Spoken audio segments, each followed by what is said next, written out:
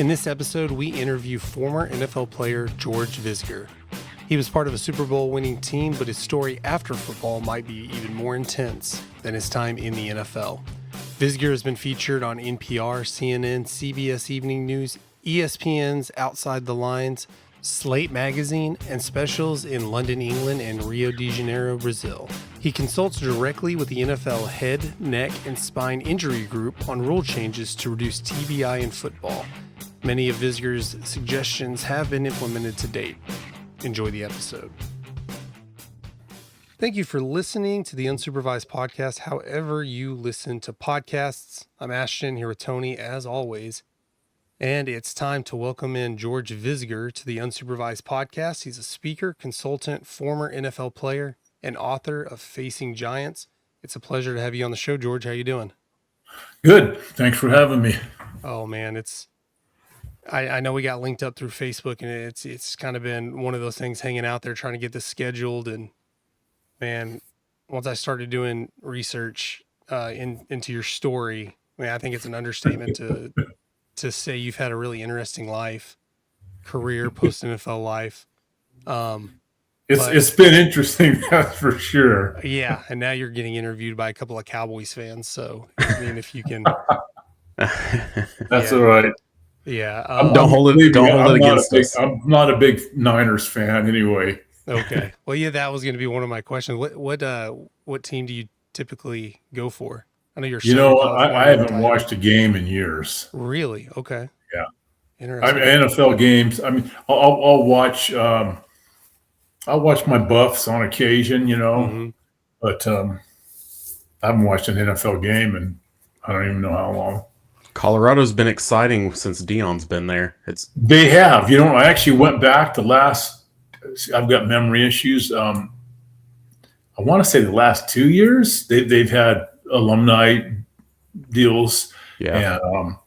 And going back at a bunch, I'm still really close with a bunch of my old Colorado guys, believe it or not, from 50 years ago. Multiple texts a day from guys. It's pretty neat. Only because we have you on. I don't want to get too far into it, but what's your opinion on Dion? Because the media, everything outside of Colorado is, it's a show, it's this, it's like, personally, I think it's a good thing for Colorado. But from you, what's your perspective on that? You know what? I tell you what, I thought it was going to be a show too when he first came in, but I think he's the real deal. Yeah, he has instilled some discipline there.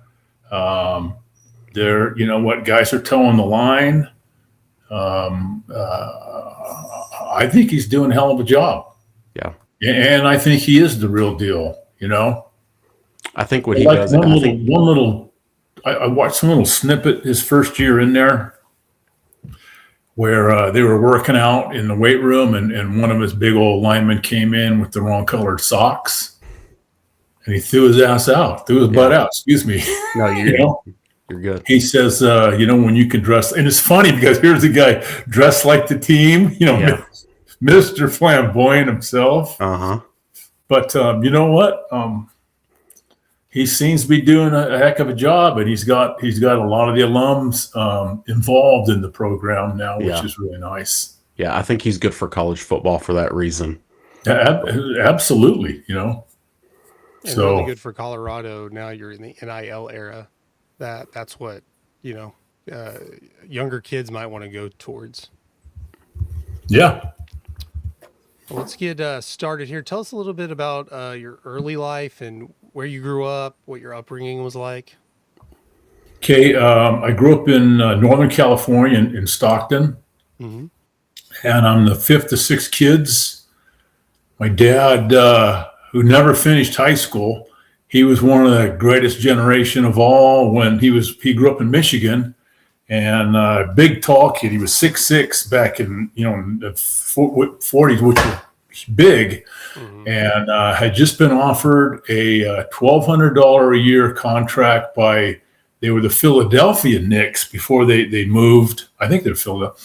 Anyway, Japanese bombed Pearl Harbor, lied about his age, enlisted in the Navy, and back then you fought till the war was over. Mm. Then met my mom at his ship was decommissioned at Treasure Island in the Bay Area, And he and some buddies used to go up to Stockton to these USO dances. And as he would put it, he goes, yeah, we heard the women up there were looser. And, my mom was very, very devout Catholic. And so was my dad, and my mom, God bless her, little Rita, she'd roll her eyes. But anyway, so he ended up meeting my mom at a USO dance, moved back out from Michigan, drove a beer truck, raised 6 of us kids in a 2-bedroom, 1 bath, 0 air conditioned home in Stockton, where it'll hit 112, 114 during the summers. Wow.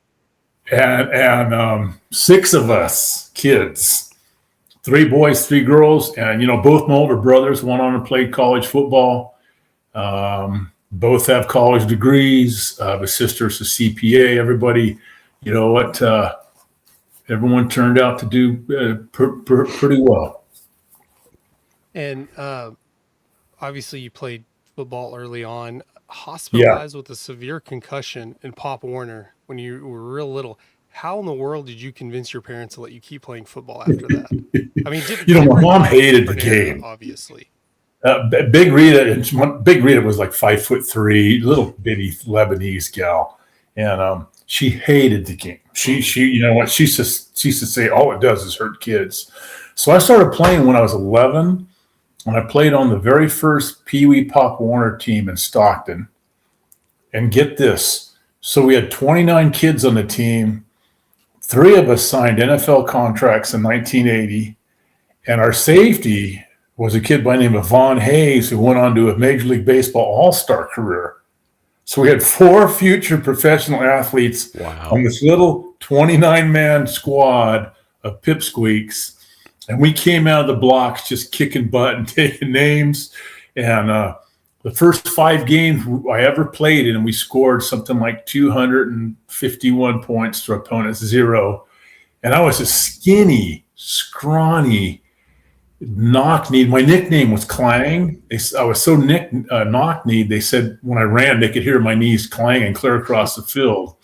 Slow, but I was tough, and I went both ways. And then, and from the first year playing, I decided, I always knew I wanted to be an oceanographer. Jacques Cousteau was my guy growing up.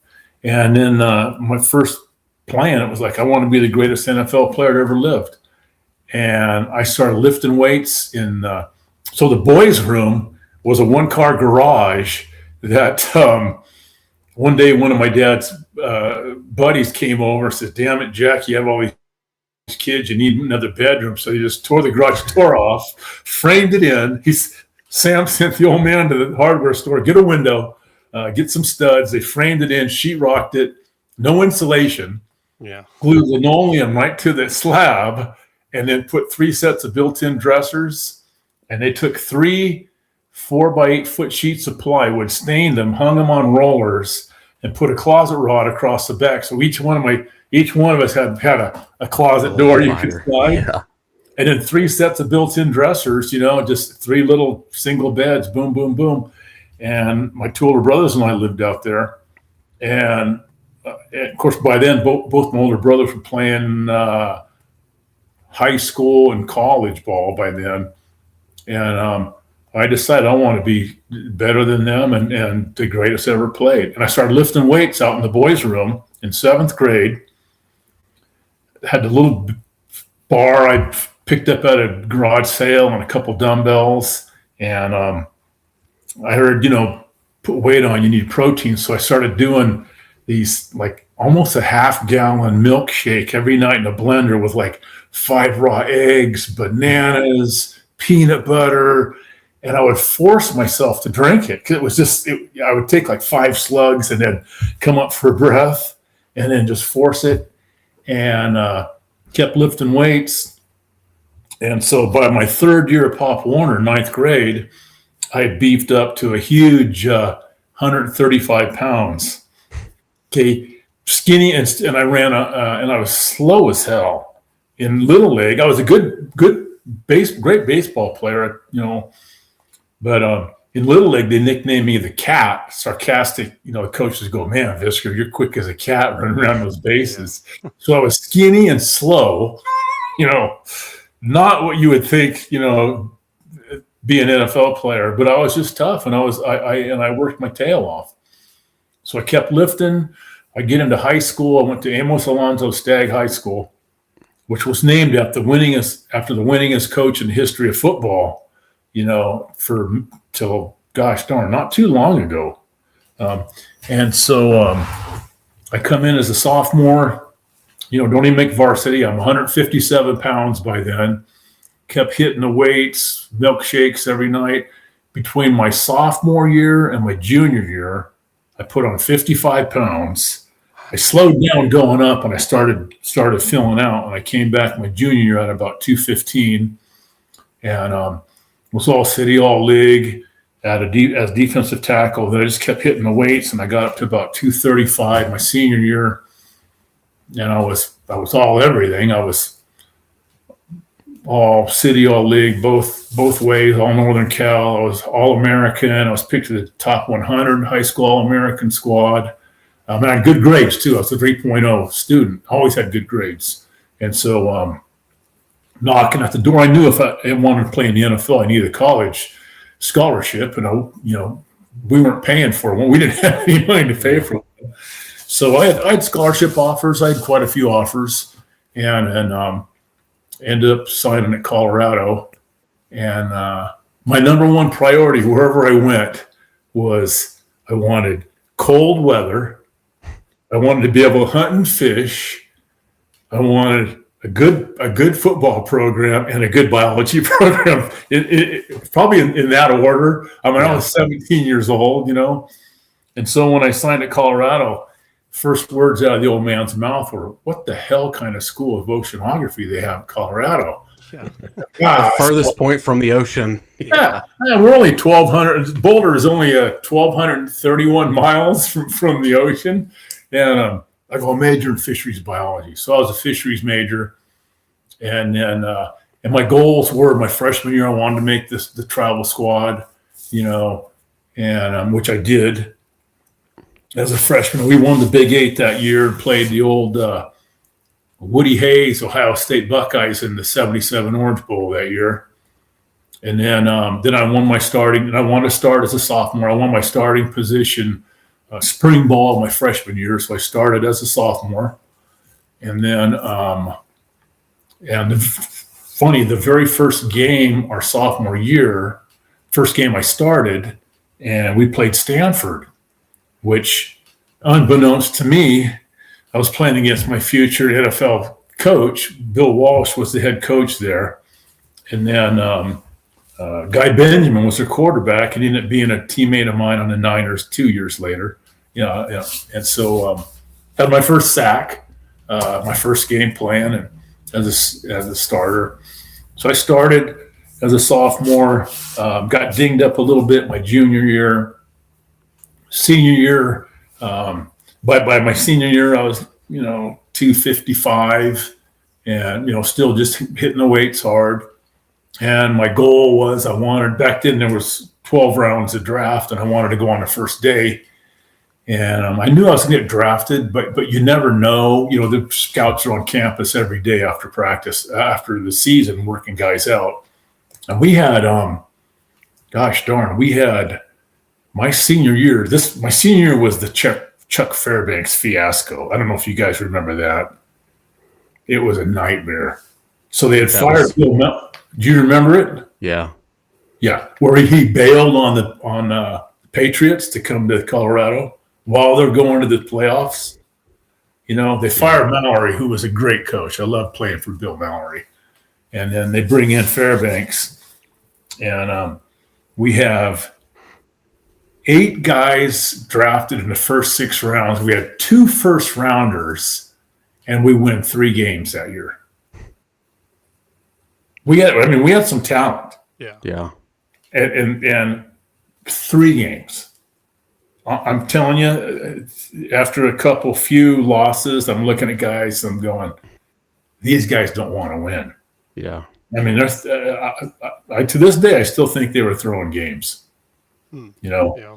So it was an ugly way to finish my career there, but I had a good season, and then ended up going to the Jets in the 6th round. So I made my goal was to go on the first day, which I barely did. But so I was a 6th round pick. By then, I worked my way up to that was almost 270, really hammering the weights.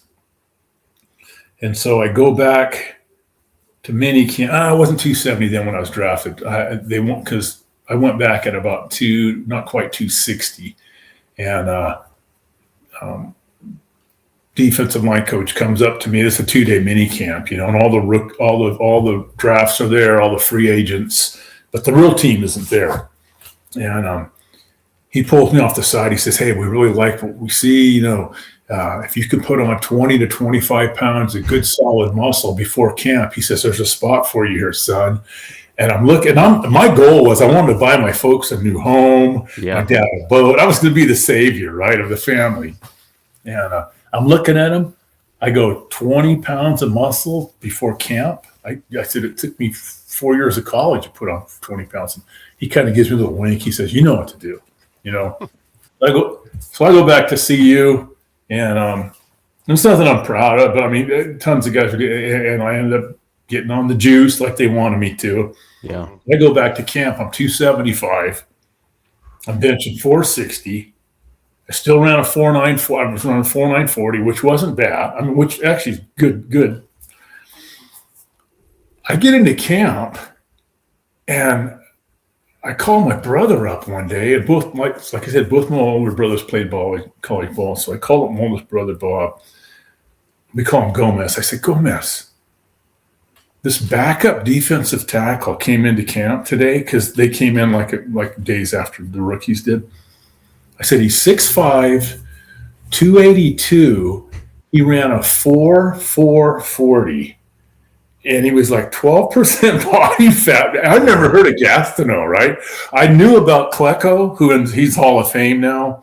And I knew Marty Lyons was their 1st-round pick the year before. I knew the other, but I'd never heard of Gastineau. I'm like, what in the hell is this creature? He's a backup, But so this guy's made in a lab. Oh, so that was the defensive line I had to try to crack into. They ended up becoming the New York Sack Exchange. I think the very next year they set the NFL sack record. I mean, the Klecko was a creature, And so I got cut at the end of preseason. And then the Niners picked me up about the 5th game of the season. And up till then, I had no idea that it was open season all year long during the NFL. I thought final cut day meant final cut day. That was it, yeah. Yeah. Oh, every week you come in, so you play on Sundays. Mondays are light day. Tuesdays are your days off. And that's when they bring guys in and work them out. And then one Wednesday you come to practice, you're looking around, you're going, geez, Mike Paul and Tim are gone. And we ended up making like 26 roster changes, I think, my rookie year at the Niners after the final cut day. Wow. So an average of 1.5 guys every week, new guys. So no job security. Yeah. So they brought me in, and then and it was a short week. We were playing Dallas on a Saturday. So I only had like a day of practice, and we fly to Dallas, the day before the game is a walkthrough. And coach gives me a real skinny little playbook, just learn the basics. First play I'm in. Okay, now I started one game when I was at the Jets when we played Pittsburgh.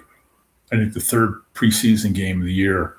But so this was my first play in real NFL, during the season. First play I'm in, playing defensive tackle. I get ear-holed on a Dallas tight end trap. They knocked unconscious. Played the whole game, though, and don't remember that game, nor playing the Rams the following week. And a week and a half later, when I can remember now, the trainers and doctors laughingly told me I went through 12 or 15 smelling salts during the Dallas game to keep me on the field. I'd come off sideways, they'd give me a couple, I'd pop them, go back in. It was a joke back then. Yeah. And then, so that year, I think we ended up like 8-8, mediocre. And then my second year was the year we had an amazing draft. We had 3 rookie DBs starting. We had Ronnie Lott, Eric Wright, and Carlton Williamson. Okay, we signed Hacksaw Reynolds from the Rams. I got a couple great Hacksaw stories for you. And we came out of nowhere and took the whole show. We went 14-2 regular season and then won the 2 playoffs and won the Super Bowl. But by then, I blew my knee out early in the season and was coming back off of it. But after that, my rookie season, I was getting these killer headaches and things going on, and team docs were, they were telling me high blood pressure, take these high blood pressure pills. So it got progressively worse during preseason. And then really luckily I blew my knee out and had knee surgery. So I wasn't banging heads as it got worse and worse. Mm-hmm. And I go see the team doc again. And again, they keep blowing me off, high blood pressure pills. So we played Chicago that day. And I was rooming with 2 guys in the team, Terry Totolo, who was a 6-year linebacker vet, and Scott Stouch was a rookie running back. And both those guys played at UCLA, and they're both Samoan. So they had the Samoan connection thing going and the UCLA thing going. So I'm rooming with those guys. And by now, my symptoms every day, man, I'd wake up in the morning, pounding headaches. They'd get worse as the evening progressed. I'd get a ball of light in front of each eyeball. My hearing would come and go with the beat of my heart. Head's ready to pop. I'd have projectile vomiting every night. Now, these are all classic signs of intracranial pressure that I found out on my own later on. Mm-hmm. Team doc's blowing me off. High blood pressure. Take more pills. So the night of the Chicago game, we played at home, and where I grew up in Stockton, it's only a couple-hour drive from Frisco. So I had some friends come up for the game, and afterwards we went out drinking like we did every night almost, and I was getting, as the evening progressed, I was getting my usual symptoms, eyesight starting to go. And so it was about probably not even midnight, 11 o'clock, whatever. And I told everyone, man, I said, I'm heading back to the barn. I feel like hell, So I drive back to my apartment, and Terry and Scott stay out with my pals. And by the time I get to the apartment, man, I can hardly see. I've got a ball of light in front of each eye. I'm puking my guts out. My head's ready to pop. Those guys come in after the bars close at 2. I'm freaking. Totolo takes one look at me and goes, man, let me take you to the hospital. And I'm blowing them off. I'm going, no, high blood pressure. I'm a 22-year-old kid. What the hell do I know? You've just been listening to the team doctors. Yeah, what they've been telling you. Yeah, these guys are experts, right? And so... So Terry and Scott kept coming in and checking on me that night, and I'd get up and puke some more and lay back down. I'm just seeing lights and my head's ready to pop. And finally, man, about, I don't know what time it was, 4:35 in the morning, I'm laying there in bed, and my right arm pulls. I've come to find it's called focal point paralysis. It curls up with a fist under my chin, and I'm laying there. Now, I can't, my hearing would come and go with the beat of my heart. My brain was so swollen. Every time blood flowed through, it would pinch off my auditory nerves, which I found out later on. So I could hear, then not. Then hear, then not. Could hardly see. Now my fist jammed up under my chin. And I literally started praying. I'm like, God, don't let me die like this. And so I told myself if Scott or Terry came in to check on me, I'd let them take me to the hospital. But I wasn't going to be a pussy and go wake them up. Yeah. That was the mentality. And so I finally passed out at I don't know what time. And so, hour or two later, we're getting up. And the day after games or light days, you go in. Everyone that got dinged gets treatment. Everyone on injury reserve treatment. We do a little workout, break a little sweat, a couple meetings, and you're out of there, right? So I go in, I do rehab on my knee, And I wait till the team doc sees everyone that got dinged the day before. And I walk into his office in our locker room in Redwood City. And he looks at me. He says, "What now?" And this is how my book starts. It says, I said, "Don't effing tell me it's high blood pressure. My arm went paralyzed last night." He rolls his eyes, grabs his little light, which I've come to find is called a retinoscope, looks in my eye, and this is actually how my book starts. This is the first sentence. "Oh my God, your brain's hemorrhaging." I explode off the table, ready to kill the SOB. He's going, no, wait. And I'm just in his face, and he starts fumbling around. He's dialing numbers, so then here's where my tragic story turns into a comedy, because he writes something on a pad, rips it off, hands it to me. He says, "Here, go home, lay down, and drive yourself to Stanford this afternoon and see this doctor." So I start thinking my book I wrote. I thought, well, geez, it must be one of those mild brain hemorrhages, or he would have called an ambulance, Yeah. So I go back to, Terry and Scott and I were living in Foster City, which is right by Redwood City where the headquarters are. I go home, lay down. That afternoon, I drive myself through Bay Area traffic to Stanford Hospital, see this neurologist. He takes one look at me, and he wants to do a CT brain scan.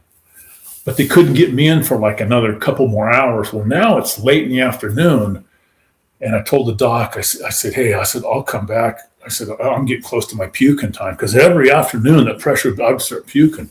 He looks at me, he says, "You drove here?" I said, "Yeah, I drove here." He goes, "You can't drive like this." I said, "I've been driving like this for weeks." And he argues with me and finally convinces me to hang out in a room for a couple hours. And I'm pissed. I just want to go home and lay down. I mean, you have no idea how bad this feels when you have an extra pint of spinal fluid crushed in your brain, crushing your ventricles from the inside out. They take me in, do a CT brain scan, and I have hydrocephalus, water on the brain. Rush me into emergency brain surgery. 49ers go, "Oh shit." For years, no one even knew what happened to me. I'm in intensive care for 14 days at Stanford. You know how many people from the facilities came to see me other than my two roommates? Zero. They just Not kept it Coach quiet. Walsh, not Coach Wall, not even my position coach. They didn't want anyone seen at the neurosurgery ward at Stanford because people would ask questions. I had no idea what I was headed for. I had no idea that it was the beginning of a 38-year legal battle for me to settle my case. I had no freaking clue. I had no clue I would have 9 brain surgeries from that. Wow. So I'm in intensive care for 14 days. I take it back. There was one person from the organization came in. And one day this gal comes walking, "Hey, George, how you doing?" Like we're old pals. And I go, "Who in the hell are you?"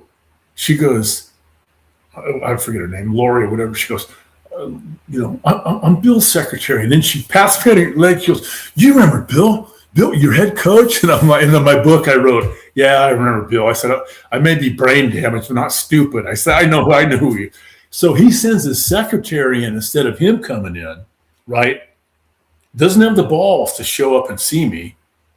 And so, but the trainers and doctors are calling me while I'm in intensive care.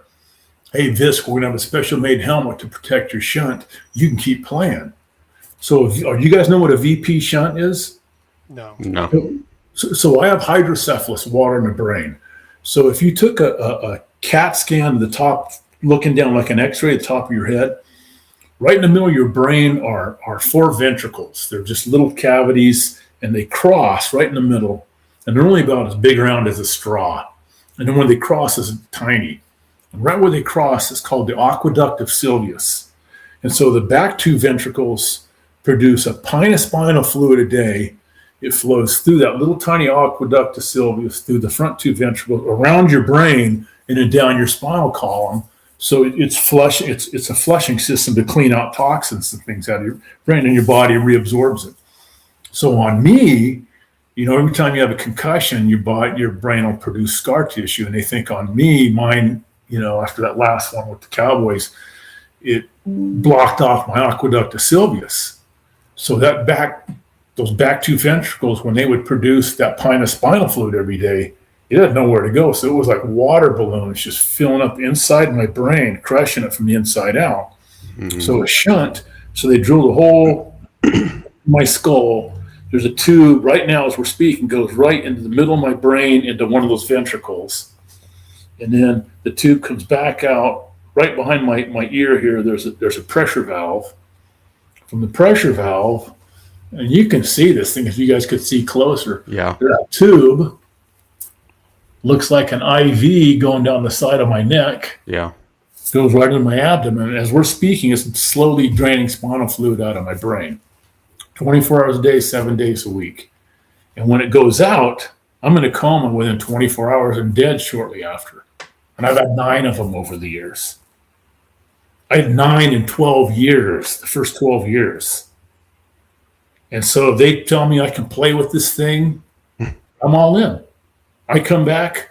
Now, while I'm in intensive care, and they know Terry and Scott are seeing me, because Terry and Scott are coming in telling me, oh, Walsh told the team you had a spinal test done and you're in Stockton at your parents' house recuperating.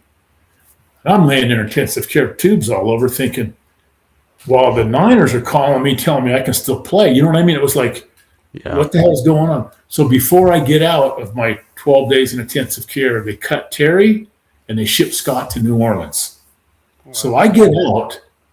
No one on the team has a clue what happened to me.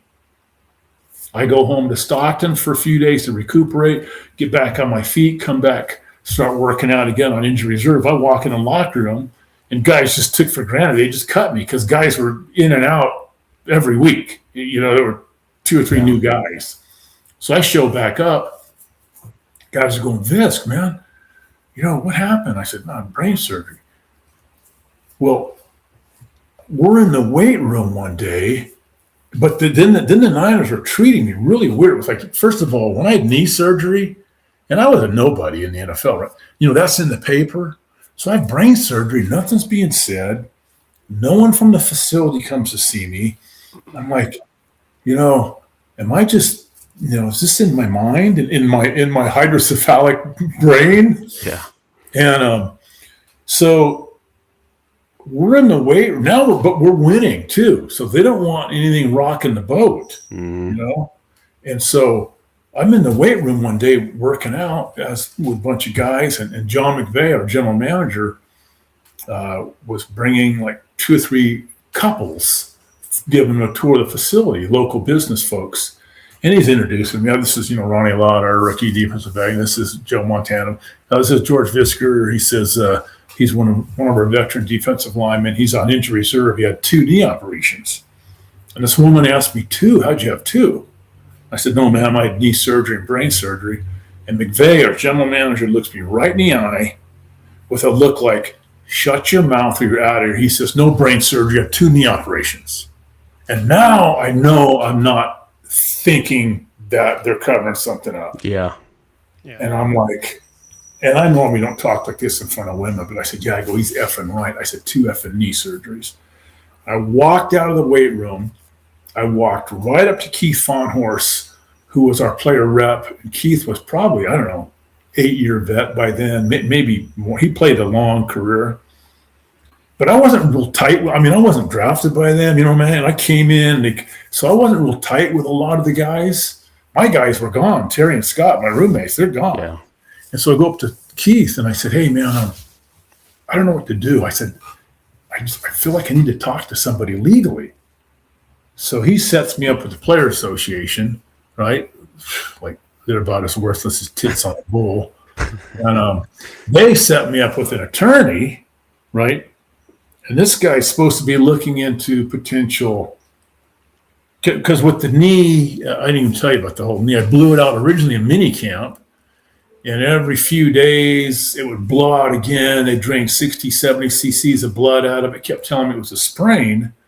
And about the 4th time they drain it, Dr. Bailing, our orthopedic surgeon, whose nickname was Dr. D for Dr. Doom, who 3 of my teammates on the 81 season successfully sued for malpractice. That was our orthopedic surgeon.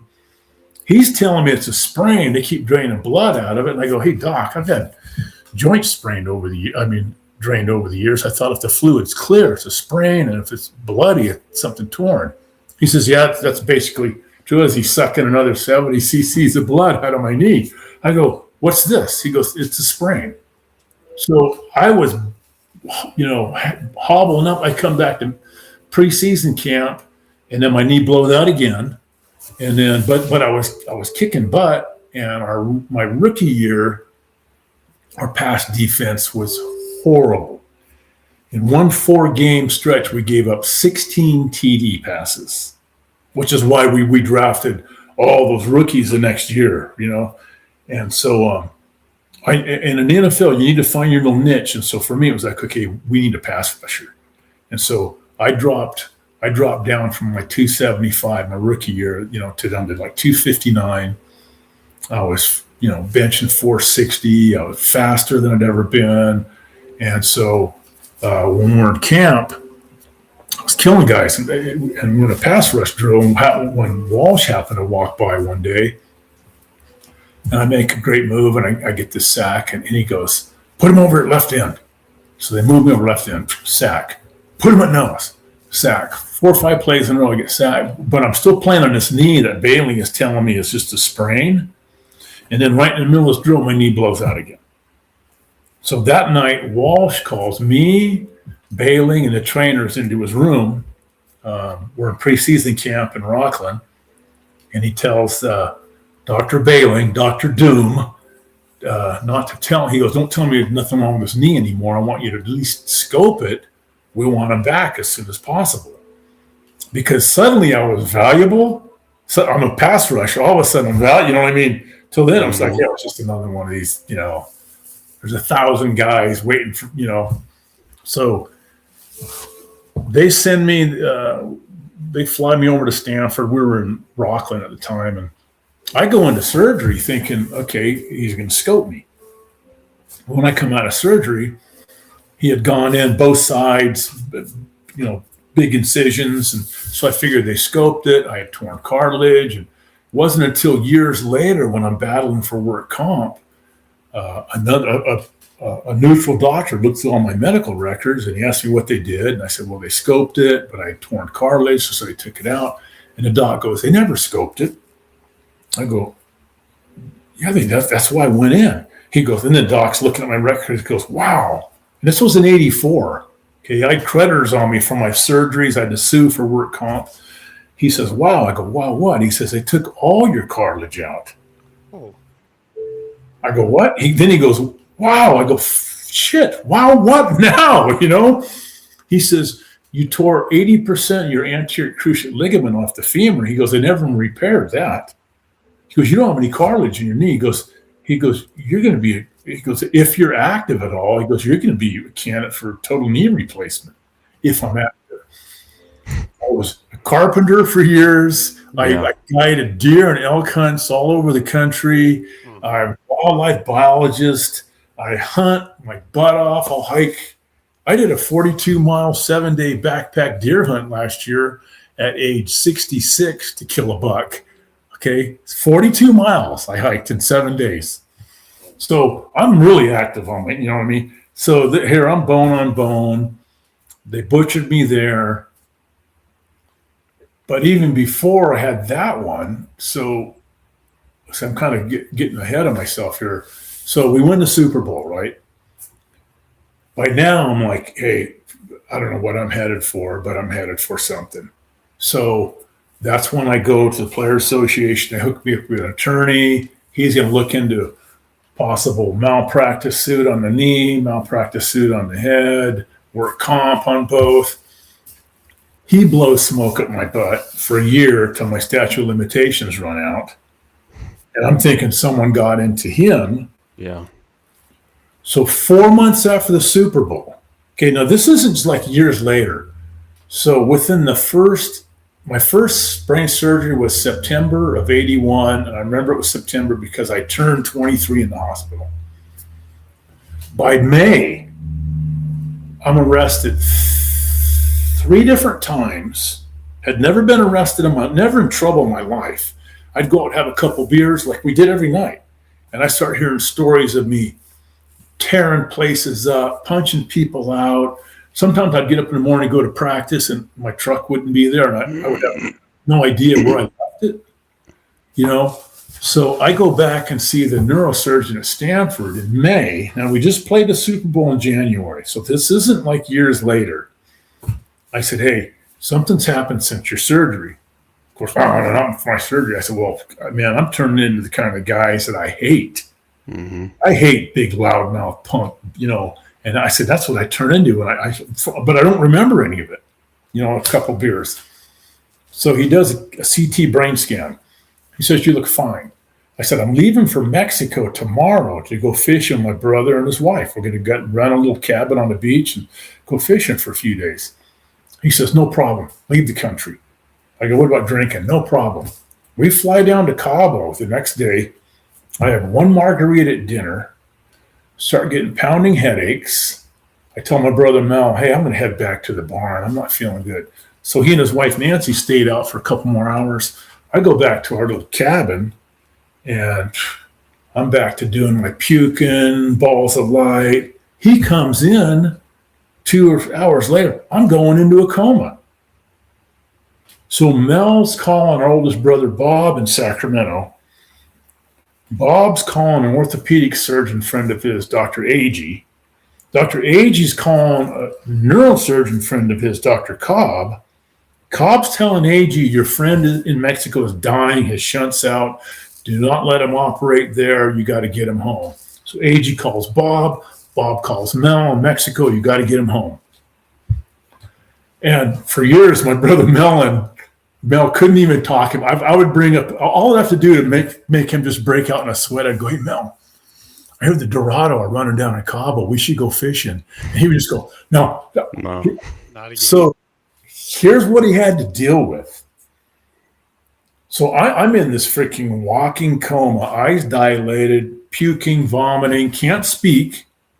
So they get me in a cab. We get to the airport. I don't remember anything for the next 16, 18 months of my life, even to this day.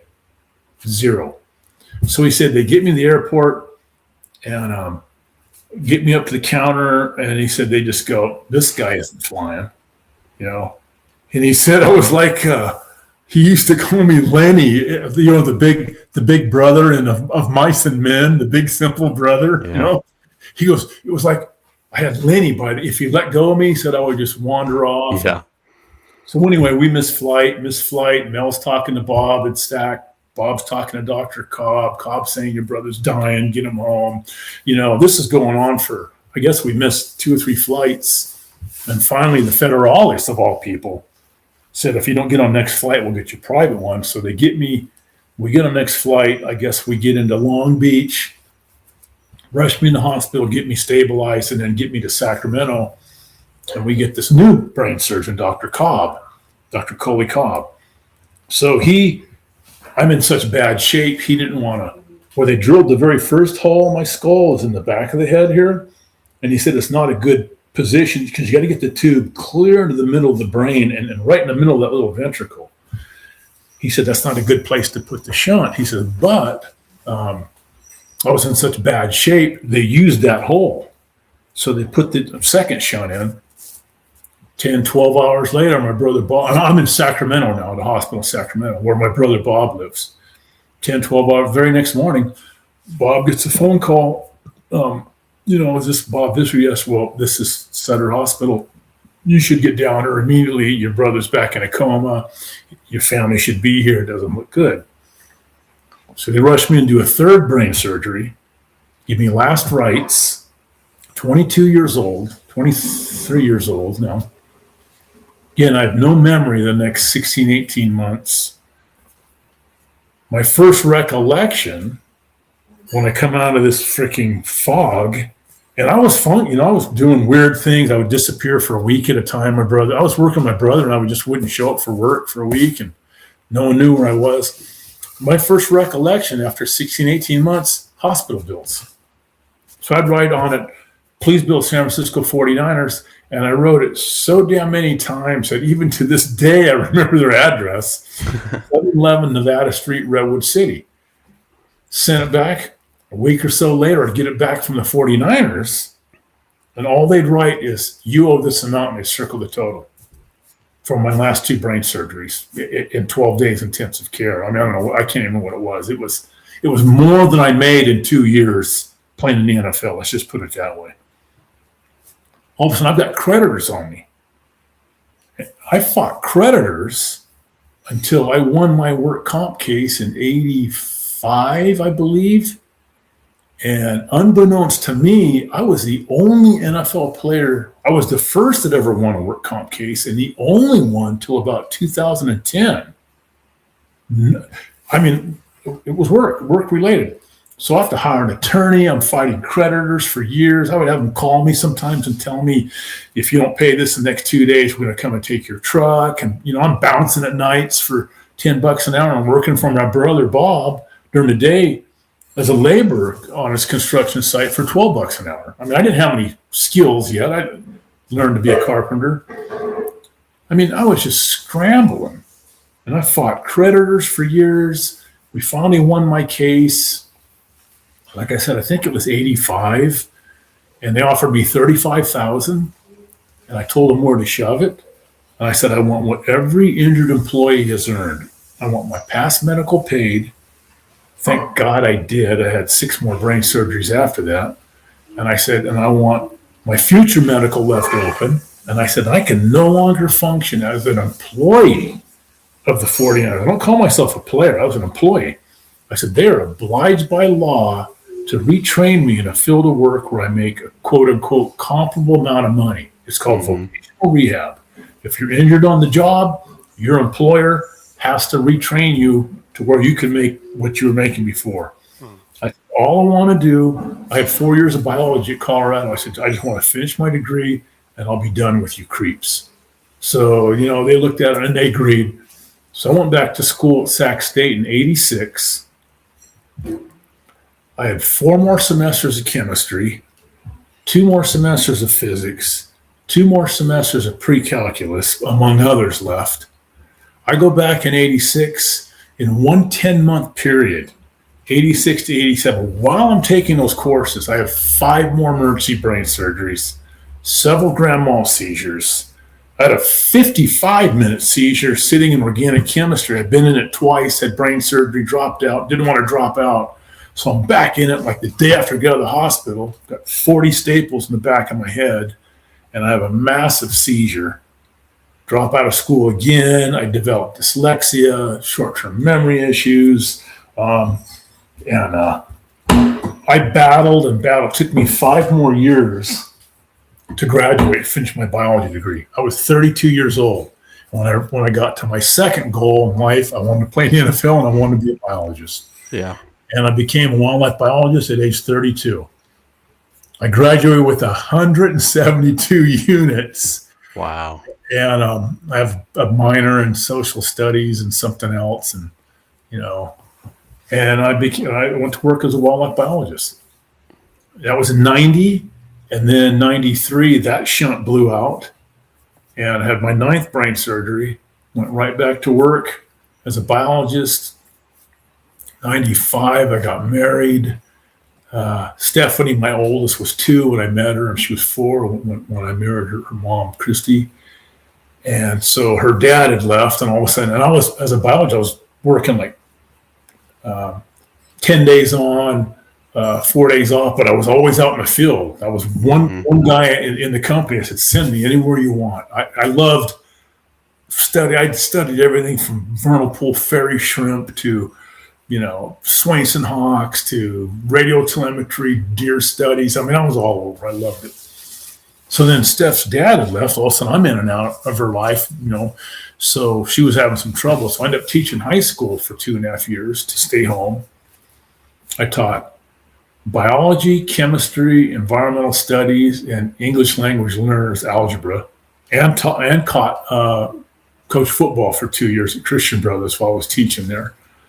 And then I went back into my biology wildlife work in 99. And then 03, I started my own environmental consulting business. And then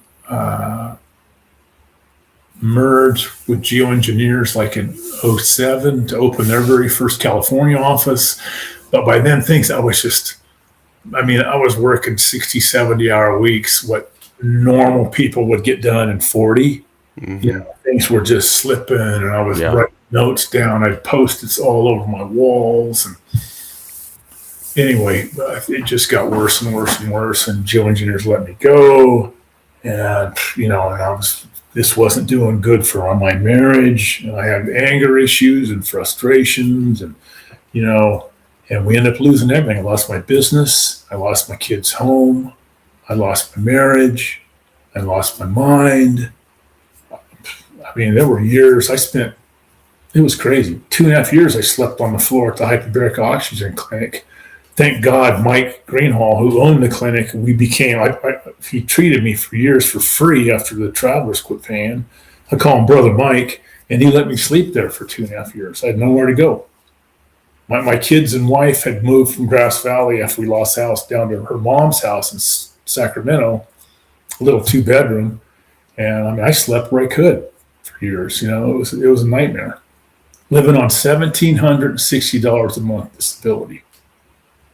And my kids were just suffering. My kids never complained once, ever. One time Christy came up to me and she goes, Jack doesn't want to say anything to you, but he made the basketball team, and all the kids are wearing, they all wore the same tennis shoes, mm-hmm. But he doesn't want to say anything to you, because they're like, $100 or whatever it was. I'm like, are you kidding me? Dad, I don't need those. Those are my kids. I got amazing kids. They're all adults now, But we went through the fire for years. And then, so we lost the house in 2010 or 11. And Christy's teaching elementary school, and struggling and just busting her tail. And our marriage just fell apart anyway. And it wasn't until 2019 that I settled my case, and the judge, on top of the case, so then just a couple years prior to that, there was the big NFL brain injury lawsuit, mm-hmm. which I just spoke to Jason just today. So Jason Lukasevich was the very first attorney to file suit, and he called me up 2010 or 11. And I'm the 22nd named plaintiff on the original filing with 55 of us. There's over 20,000 guys in it now, right? And I was one of 6 guys. They flew back to the press club in Washington, D.C. when Jason unveiled the first suit. 55 of us on it. 240-something media from all over the world. And all I did, I stood up there, held up a picture of my SPECT scan. This is like in New York Times. You can pull this picture up. I just held it up, my SPECT scan, my brain scan, all the holes in my brain and stuff. I said, here's my reality. I said, 9 NFL brain surgeries. I said, 0 NFL benefits. I said, need I say any more?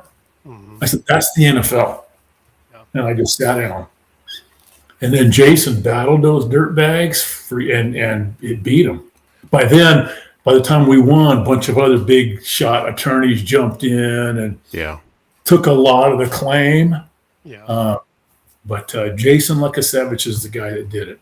And the reason why he got into it, he was good friends with Dr. Bennett O'Malley back in Pittsburgh and saw what they were doing to Bennett. Mm-hmm. And Bennett and I we've been very close friends for many years. Bennett and I have presented together at conferences, and we connected right that same year. A lot of stuff happened to me in 2011. And so when we finally settled the NFL suit, probably in 2017, tell me if I'm yakking too long. Keep going, man. You have such a compelling story. So this is all in the book. This is my book. So in 2011, when Jason filed that NFL suit, so and the way they had it set up was ridiculous. So you needed 5 years to be vested in the NFL brain injury lawsuit, even though you only need 4 to be vested in the NFL, even though the average career is only 3.2. So like 60 something percent of anybody that ever makes in the NFL never lasts 4 years and never gets any benefits, but you're out with lifetime injuries.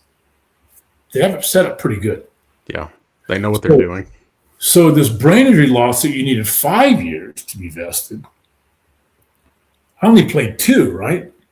But the year I had 3 brain surgeries didn't count in the brain injury lawsuit because I was injured in preseason. So I was only credited 1. So 1 out of 5, 20%, right? So they had it structured. You had to be diagnosed with like 1 of 5 ailments. So if you died by CTE, that paid up to $4 million. If you had Parkinson's disease, that paid up to like $3.5 million, had a sliding scale, Lou Gehrig's disease. And then the bottom 2, one is neurocognitive impairment 2.0, which is dementia, which is what I have, and neurocognitive impairment 1.5. Well, the 2.0 that I have would pay up to $3 million. Okay. Sounds good, right? But all these little caveats. So up to $3 million, but only if you have 5 years. I had 1, so there's 20% already down to $600,000. And attorneys took cuts, but I didn't even care. It was like I was going to be able. My kids have been without a home for almost 10 years, 9 years. Sleep. My son slept on an airbed. Christy slept on the couch at her mom's house. I mean, and my kids never complained. And they were commuting an hour to school up to Grass Valley, where we used to live and where Christy was teaching. My kids they're the most amazing people. Stephanie's my oldest, and Amanda's my middle, and Jack's my youngest. And I'm just so proud of them. They're good, just good people. So we finally settled the case. I'm going to get this little piece. I'm like, thank you, God. I'll get my family back in a home. Within a week, now we're already in a multi-year decade battle with the Travelers Insurance, right? The 49ers work comp carrier. Mm-hmm. Within a week of me being approved for my NFL settlement, the Travelers come swooping in like freaking blowflies to a pile of horse shit and file a $650,000 lien or $15,000 lien on my NFL settlement, which was more than I was even going to get. Within a week, they want me to pay them back for my brain surgeries. Yeah. Well, now I'm in a 2-pronged battle. I'm fighting the NFL. I'm fighting the Travelers. Actually, 3-pronged. And I'm fighting hydrocephalus. That's the name of my book, Facing Giants. The 3 giants I had to face: hydrocephalus, the $19 billion NFL, and the $26.2 billion Travelers Insurance Company. Those are the 3 giants I faced for 38 freaking years till we kicked all their butts. So it was a battle. We had lost my home, my business. Then I had anger issues with my kids. And no one wanted, I had lost my family. It was a freaking nightmare. And so finally in 2000, let me think. So 2019, Jason Lukasevich flew out from Pittsburgh, and I had an attorney, Chris Asvar. So Chris reopened my work comp case in 2014. Now I had won it clear back in 85, whenever it is, but I never closed I left the medical open. Thank you, God, I did, even though I needed the money, So Chris approached me, and he's a killer work comp, lone wolf guy. He has settled some big claims. He goes, I'd like to look at your case. I said, hey, you know what? I don't want to spend another minute of my life on this thing. I said, but if you think we left money on the table, go for it. So anyway, we battled. They fought us to try to keep us from even reopening the case, which we did in 2014. Then Chris tried to get me in for treatment at Center for Neuroskills. I've never had a day of treatment in my life. I have brain surgery, walk out, come back 2 or 3 weeks later, take the staples out. Okay, we'll see you again. The shunt goes out again. That's all I had for years. I just learned ways how to get through stuff, finished biology degrees. I earned a general contractor's license during all this. So Chris battles to get me into treatment at Center for Neuroskills. Now I'm in my mid-50s by now, right? Nuclear battle with the Travelers. We win this hearing. They appeal. We win the appeal. They take me to a second appeal. We win that. They take me to the frickin' California Court of Appeals to keep me from getting into treatment. We kick them in the teeth on that. I get in for 30 days. I move down to Bakersfield. I live at Center for Neuroskills and get treatment 7 hours a day, 7 days a week. After a month, the doctors are going, man, George is showing great improvement. We recommend 90 days. Another 16-month nuclear battle. We had to win another hearing, another appeal, California Court of Appeals. I did 90 days at Center for Neuroskills. Now, I elected to go to there was one in Emeryville, which was like 2 hours closer to my family, So I do 90 days at Center for Neuroskills. And of course, the Travelers, this is just, their ass is frying. This is $1,500 a day for me to be in these places, right? Yeah. And so after 90 days, they go through all my test scores. They go, Mr. Visger's still improving. And I'm getting in toward my late 50s now. They recommend a year. Now the nuclear battle, Chris Asvar frickin' kicks their ass again in another hearing, a trial, appeal. I do a year there. Okay. I want to say, so it was like 2019. I was going to try to figure out how old I was, but late 50s. Yeah. Still showing improvement. I mean, I'm busting my ass when I'm there too. I'm taking it serious. I'm in the classes all day long and working on things, working on my anger. Part of it was I'd go see a psychiatrist, for an hour, like 3 times a day, and work on stuff that was screwing up my family. I mean, I worked on everything I possibly could. So after the year, that finally brought the Travelers to the table to try to settle. Because after the year, they said, Mr. Visger may need to stay here indefinitely. So now they go, okay, maybe we should try to settle. Yeah. So we not only were going to try to settle my work comp knee and brain injury suit, but try to remove the lien that they still had on my NFL suit. So Jason Lukasevich flies out from Pittsburgh, Pennsylvania. We got Chris Asvar. We go down to Southern Cal for this mediation hearing, a mediation work comp hearing. Now, do we not, if we don't settle it in the mediation hearing, the Travelers are taking me to a full-blown jury trial 4 days later. A jury trial for work comp. Unheard of. But because every time I beat them, I was precedent setting, and I was opening the door for thousands of guys they've walked over. Yeah. And they kept going, we can't keep losing the Visger. We kept kicking them in the frickin' teeth. And it wasn't for me. It was like, you know what? And I didn't give a damn about them. It was like, you know what? How do they get away with this shit? Mm-hmm. How the hell do they get away with it?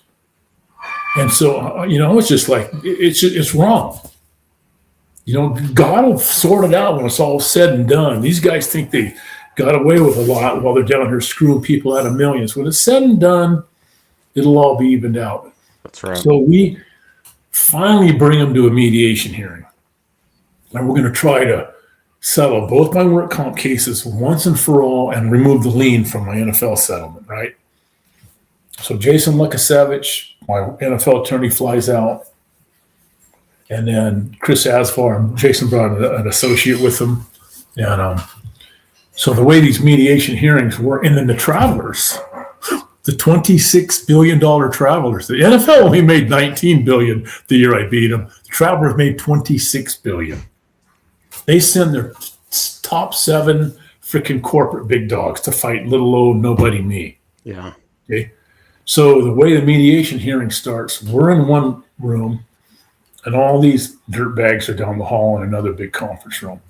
So both sides had to agree to a judge. There was a whole list of judges, and they both.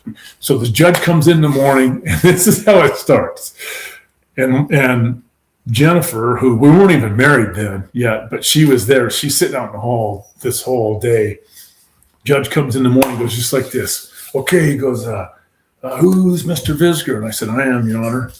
He goes, what do we got going on here today?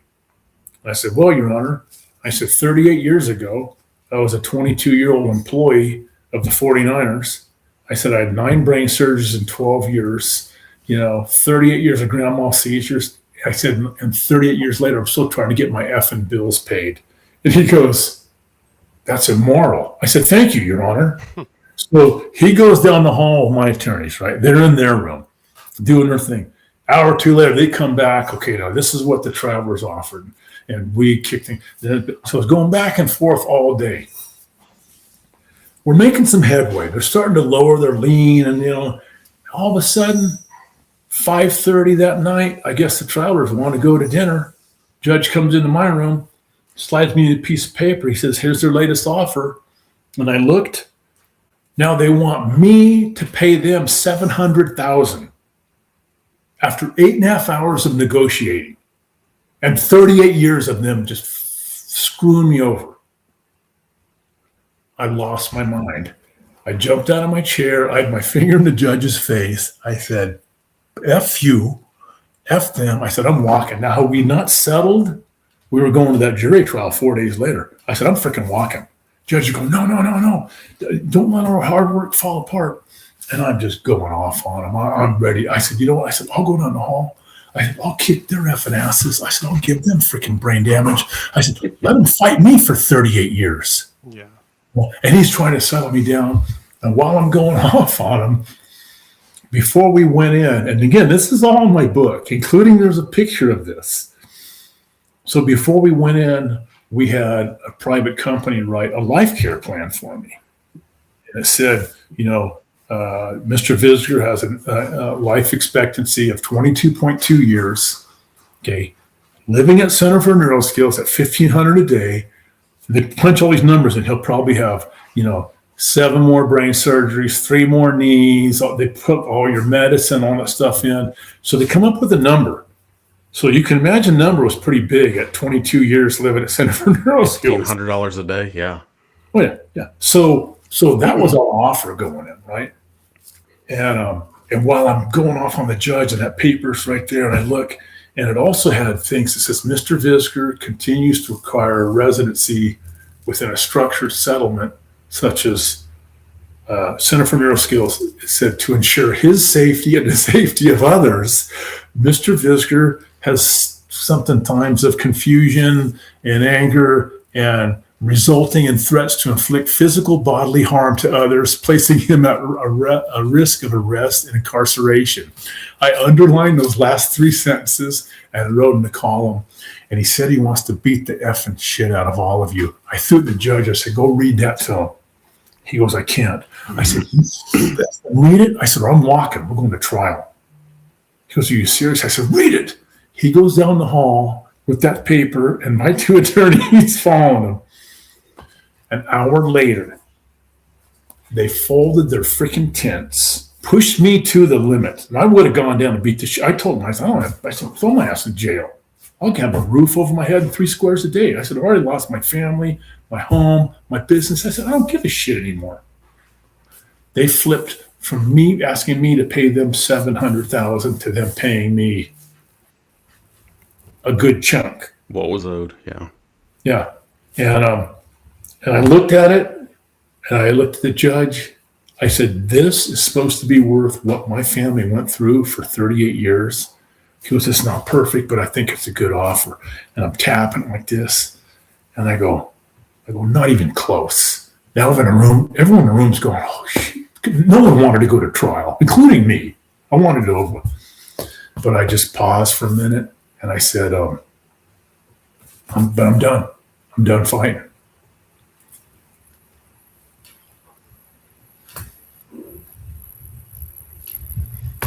excuse me. And we walked out of that room, and it was like 1,000,000 pounds were off of me. And it was like I could see again. Literally, I could like plan. I'm going, okay, I can get back into a house. I can get my kids back. I could see things again. I've been in this tunnel fighting for so freaking long. So we kicked their tail, and the Giants were slayed. And then after that, while I was at Center for Neuroskills, I've been blessed this whole trip, this whole 38-year journey. I mean, so many people have stepped into my life, so many things that have happened to me that could have gone south and went north for me, Yeah.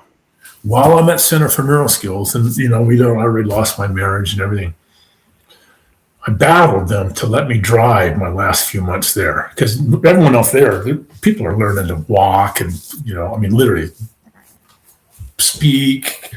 So I functioned very high. But so I let them, talk to them and let me drive. I joined the gym. While I'm at the gym, I meet the freaking love of my life, Jennifer, who is now my wife. The most amazing person I've ever met in my life. Because of my brain damage, I meet Jennifer going way back because of my brain injury back in 94 when I had, I'd already had 8 brains. I was having all kinds of problems and I'm seeing my doctors and I'm just like, man, there are times I'm ready to explode and kill someone. He says, you need to join a gym. So in 93 or 4, he talked the travelers into paying for a gym membership for me. I meet Christy, my first wife, and Stephanie, my oldest daughter, was 2 when I met her. They would come into the gym together. I fell in love with both of those. I married Christy and Steph when Steph was 4. Then I had 2 more kids, Amanda. Because of my brain damage, I never would have met Christy and married her. And I have 3 amazing kids. Because of my brain damage, I never would have met Jennifer, the most amazing partner. I mean, there's been a ton of blessings, believe it or not, from this. I still function incredibly. God does have sometimes a funny way of showing you the path. It's not the way you think it would be. It's funny you say it, because I do brain injury recovery talks all over the country, and I do motivational talks too.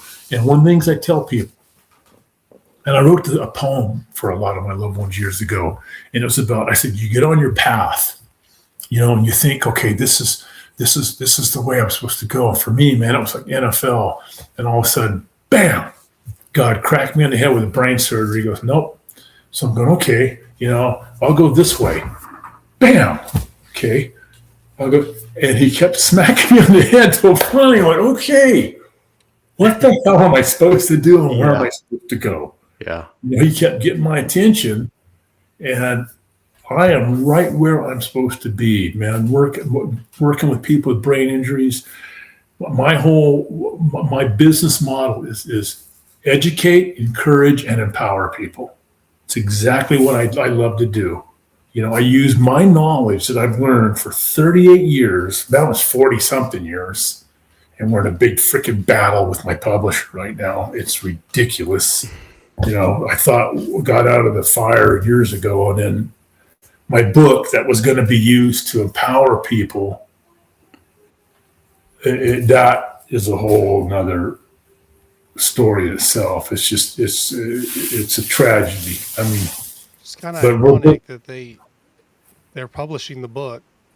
Surely they've read your story, and now they want to get in a fight with you, like you didn't just take down the NFL and all these. They're like, oh yeah, we could take him on now. It's like, yeah. I wrote that to someone. I go, who's brain damaged here, me or them? Yeah. I mean, they know that you got a brain damaged ex-NFL defensive tackle with a biology degree, and he's pissed off.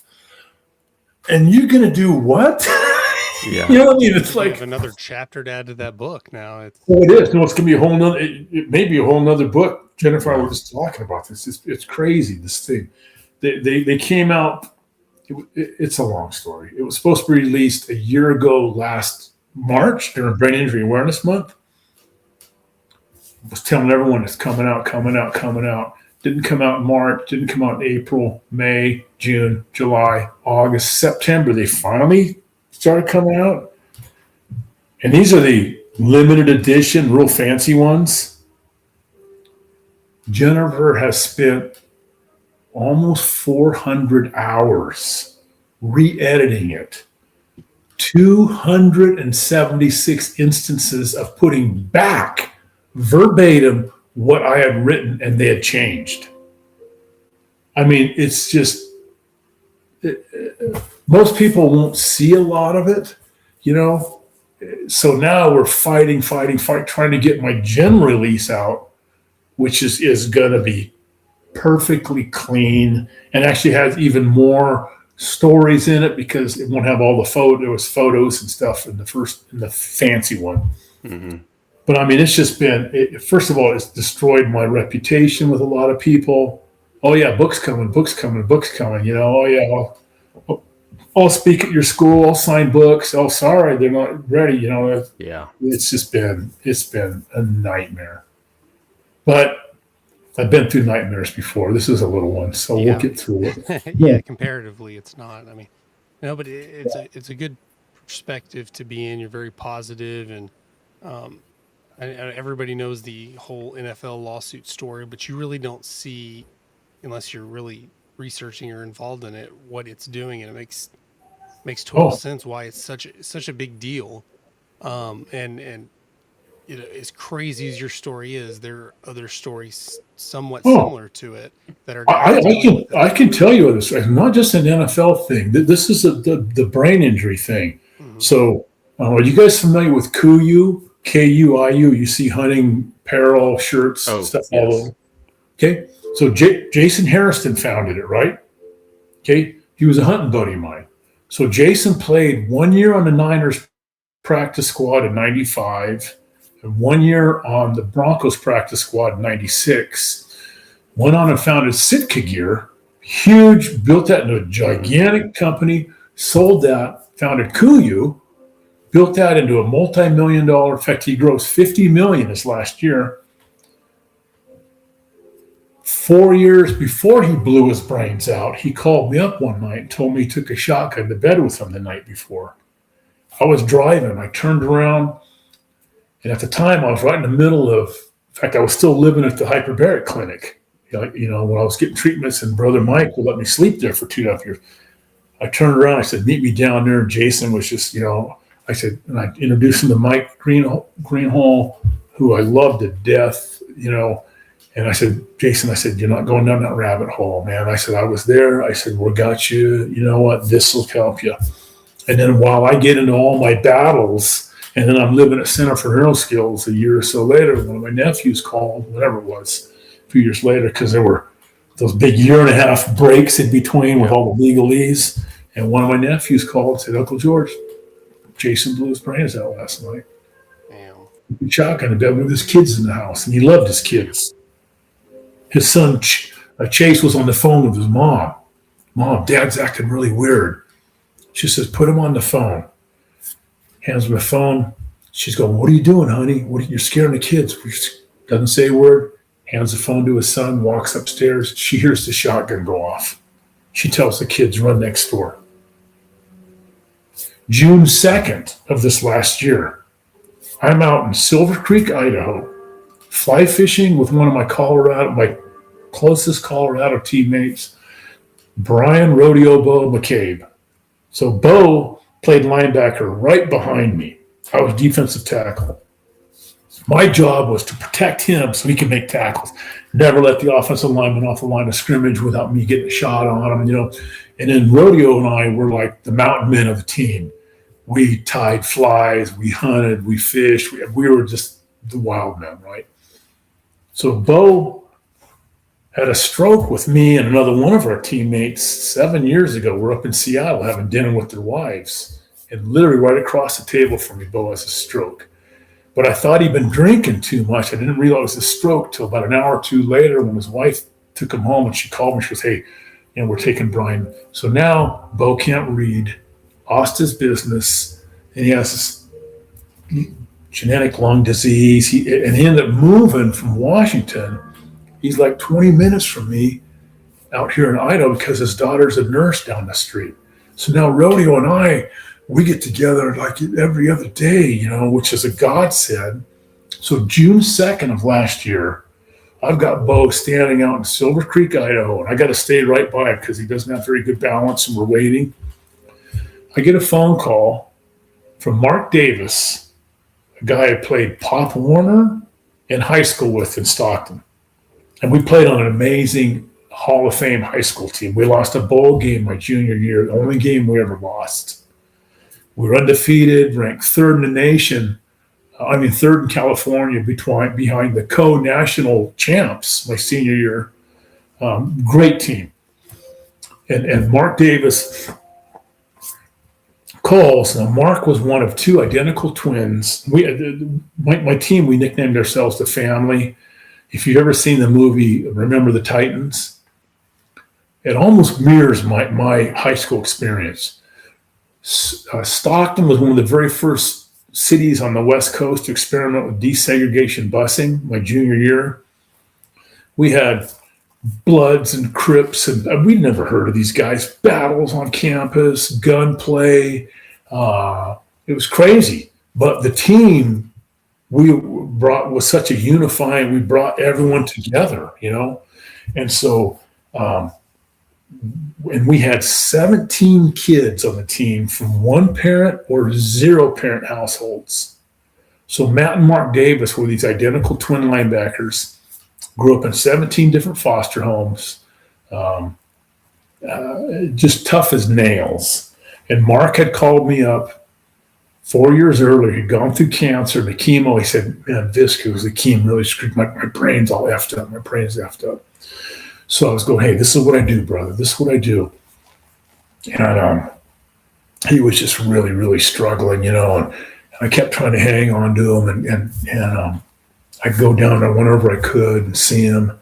And June 2nd, like I said, I'm fly fishing with a brain damaged college teammate of mine. I get a phone call from Mark Davis. Hey, Mark, how you doing, brother? I hear this strange voice. No, this is Sean, his son. And I'm thinking, I've never met Sean.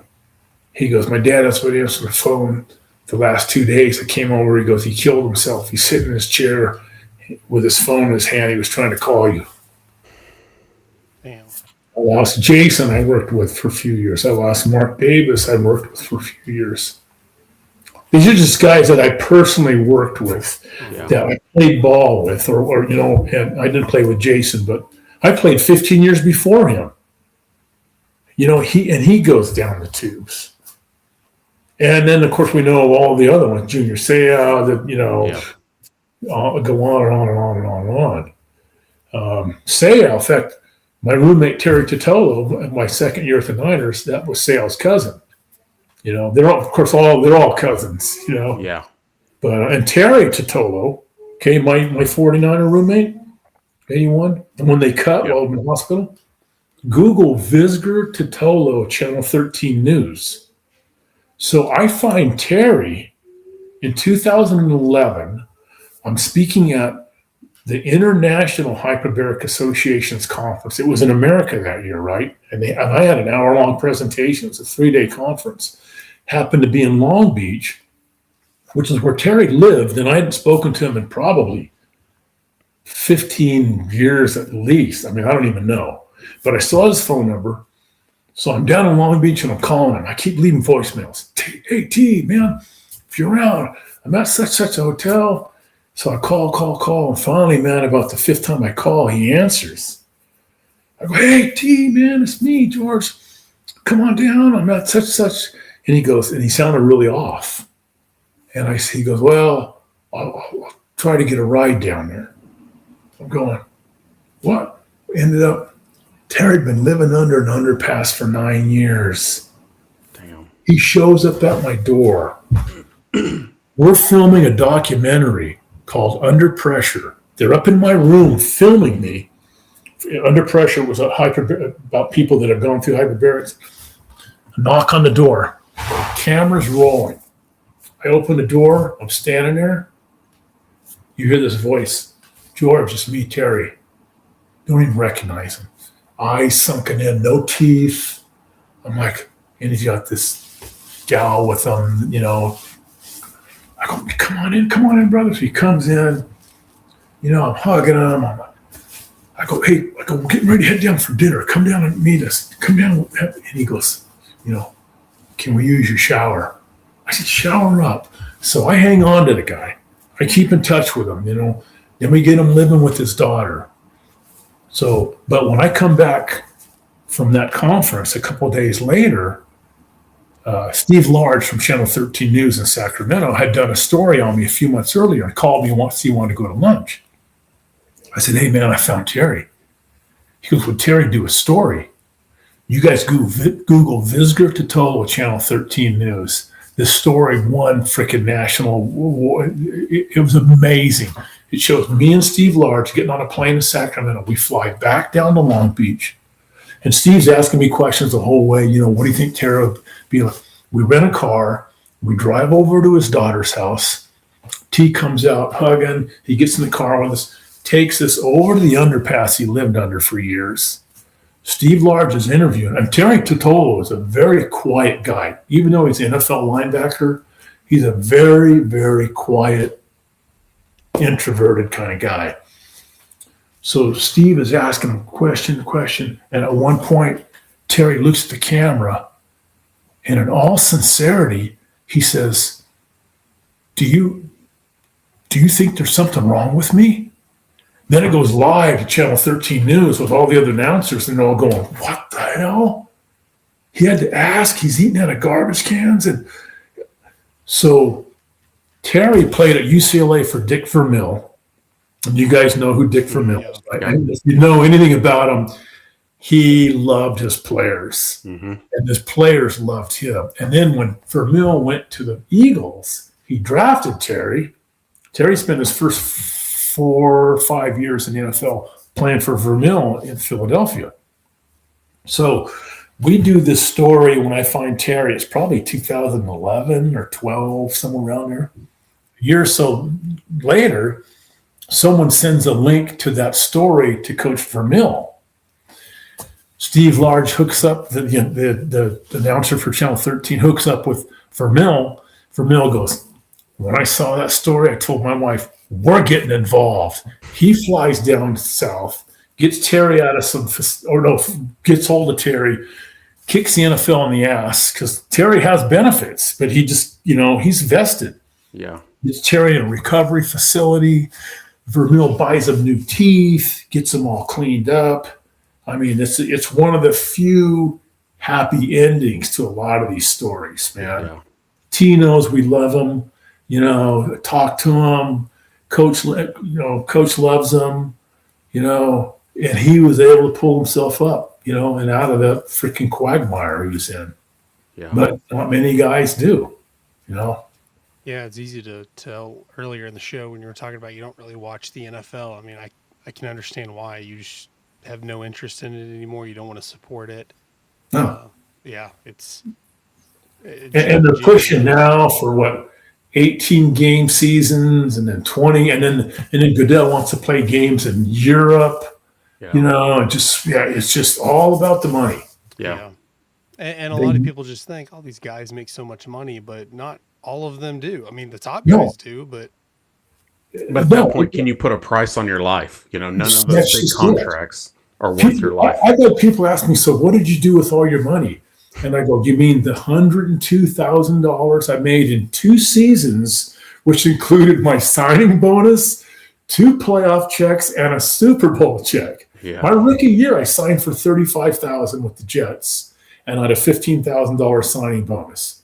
And then when the Niners signed me, I had a $65,000 contract, which was good, And then we had playoff money and stuff. I'm like, man, I'm rich, And then it's done. Yeah. And you have a lifetime dealing with stuff. It's different nowadays, of course, but God bless them. Grab all you can, guys, because You're going to pay for it. Yeah, it's hard to be mad at a player for holding out, wanting what they deserve, and Yeah. a lot of the fans would get upset with them. Oh, just play, don't quit being a baby. But Yeah, and after you hear like your story or any of the stories, I mean, thousands and thousands of guys that have the same story, you can't blame them. And here's the thing: many of them can't even speak for themselves. And I felt like God has kept me functioning like I do, and He wants me to tell these stories. He wants an me advocate for them. Yeah. And you're resilient, fighting and never giving up fighting. And that's why you asked earlier, how can these guys get away with it? Is so many guys just get tired of dealing with it, and they just have to outlast them. They just have to beat them down. But you are a defining example of you get knocked down, you get back up, quite literally. And that's exactly it. You've taken some of them down, and it's weird to look. It's hard to look at your story and say that's a happy ending. That's a successful story, but in that it truly is. Honest to gosh, I have been blessed. I'm back with my kids. I was able to. My kids are amazing. So my middle daughter Amanda left home at 17. Her boyfriend had a scholarship at University of New York. We're living up in Little Grass Valley in the foothills, right? California. She wanted to go back to New York, and I think I just lost my job, my business, and I was living on $1,760 a month. I said, honey, I can only maybe help you with like $500 a month. I mean, I was living on $1,200. I was sleeping on the floor with hyperbaric clink. Amanda goes off to New York on her own. 17, finds an all-women's facility for $1,200 a month that included 2 meals a day and security guards. Within a week, lands a job at J. Crew Anchor Store, working, stays there, gets her residency in a year, enrolls in Manhattan Junior College, straight A's, working, promoted. When COVID hit, she had to move back home. She gave the commencement speech at Sacramento State University 2 or 3 years ago. Just a rock star. I mean, my youngest, Jack, he's down in Long Beach, studying environmental technology, something over my head, And 2.5 years before he graduated, this company hired like 17 interns and then let him go, but kept Jack on 2.5 years.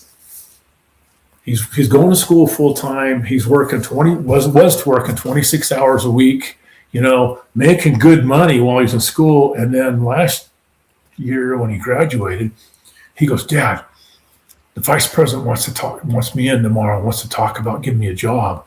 And I said, tell you what, son, I said, do not undervalue yourself. I said, 17 of those interns, how many are left? And you're doing stuff on reducing vibration in the space shuttle and infrared. So my son's a quiet kid. He's not like his old man, So he goes in, has this big meeting with the big dog, right? They offer him a bunch, and I go, what'd you say? He said, is there any wiggle room? He said, and the VP starts smiling, and he goes, we may be able to come up with another 10%. You know what my son said? Let me think about it. I said, buddy, that is a businessman. He's got a future. We already knew he wanted it. When they first offered him, it's like, oh, yeah, Yeah. He goes, he thought about that, and he's loving it. Kids are doing great. We love their partners. Kids are healthy. Can ask for My ex and I are my ex and Jennifer, my wife, they FaceTime and tell each other how much they love each other. And Jennifer thanks her for these amazing kids. Yeah. And Christy thanks Jennifer for being another mom to our family. I mean, you talk about ask for any more than that.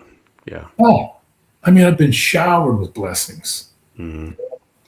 Well, we'll definitely in the description put your website in there, so when the book finally is all taken care of, that's where the people need to go, and for sure when that comes out, we'll share it. Maybe we'll have you back on to talk about the book a little bit. Oh yeah, so it's called Facing Giants, my 38-year battle, and like I said, the 3 giants I faced were the $19 billion NFL, the $26 billion travelers insurance, and hydrocephalus. And 38 years, it was a knockdown, drag out battle. And we punched them all right in the freaking teeth. And then so that's the book. You can go to georgevisger.com, and there's some information on the book there. And hopefully it'll be out within the next month or two. But it's been ugly, I mean, when it does come out, let me tell you, even having lived it, when I read through some of the stories, I cry at some of them. Mm-hmm. I'm laughing out loud. I mean, it's an amazing tale. Wait till you read about my high school experience. Murders, guys playing, dads murdered days before huge games, and they show up and play because they don't want to let the team down. I mean, yeah, amazing stuff. My high school experience was probably the highlight of my plan, other than my Buff brothers I have from Colorado. But I mean, those guys, that's a whole nother story. There's a whole chapter in my book called The Buff Brothers. Yeah. Whenever I get this, so just, I don't want to keep you guys too long. You've been yakking all that. Oh, you're good. So in 2011, I think, or 10, whatever it was, things were going downhill in my memory. I got let go by geoengineers. We had no job. And my wife's teaching elementary school. We're on the verge of losing the house. And there's a group of us, like I said, probably a dozen of us old buffs, maybe a few, that text almost every day. All of a sudden, I get this letter. And so, I mean, I don't know what I'm going to do. I mean, we're I have no job. I get a letter from Matt Miller. So Matt played with me at Colorado 3 years. He was an All-American offensive tackle and an academic All-American. Played 6 years with the Browns. And while he's in the NFL, he had a degree in geology. Then he got a master's in physics and a PhD in aeronautical engineering. He's been teaching at Cornell, aeronautical engineering, for 30-something years. So we're getting ready to lose the house years ago. I get this letter from Miller back in Cornell. Visk, the boys heard you took a shot, meaning I just got let go with geoengineers. I merged my company with them, and now I have no. They said, the boys heard you took a shot. And this is in my book, too, under the Buff Brothers. And Miller's one of these, he's a geeky, engineering guy, so he's not into the biology stuff. And this is just how he wrote it. He goes, I guess here at Cornell, he goes, I guess we're world famous for honeybee research. And he goes, I guess the way it works, he goes, the workers go out, he goes, they get all this pollen and shit all over them, and they come back to the hive. He goes, and the drones meet him at the door. They bring him in. He goes, they clean all this shit off of them. And he goes, they fix their busted up wings. He goes, and then they feed these dudes the most potent honey in the hive. He said, because they know if the workers die, the hive dies.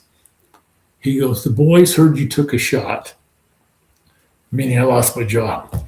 He goes, we started the Bee and Buff Honor Fund. Here's a check.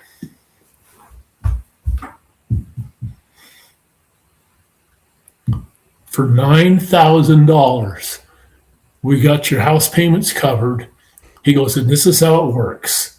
He goes, you don't pay it back. You've already paid your dues. When guys are doing good, we plunk into the Bee and Buff Honor Fund. And when anyone needs it, it's there. Yeah. He goes, just get back on your feet. We love you. That's awesome. Wow. Gosh. Isn't that amazing? I'm telling you. I mean, I think I tear up every time I think of it.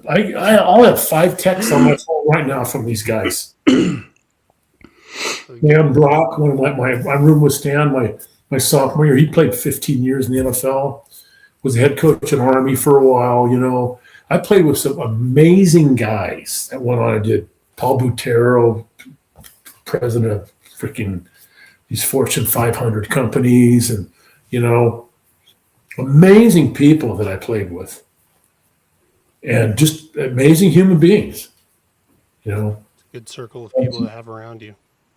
Oh, and to this day, 50-something. So get this. So Pete Brock, Stan Brock was my roommate my sophomore year. Pete played at Colorado. He graduated the year before I got there. First round, he was the 12th overall pick, okay, in 76. His younger brother, Stan, was also the 12th overall pick in 1980 when I got drafted, right? Get this. A bunch of us are going back to see you May 2nd. Pete Brock is graduating.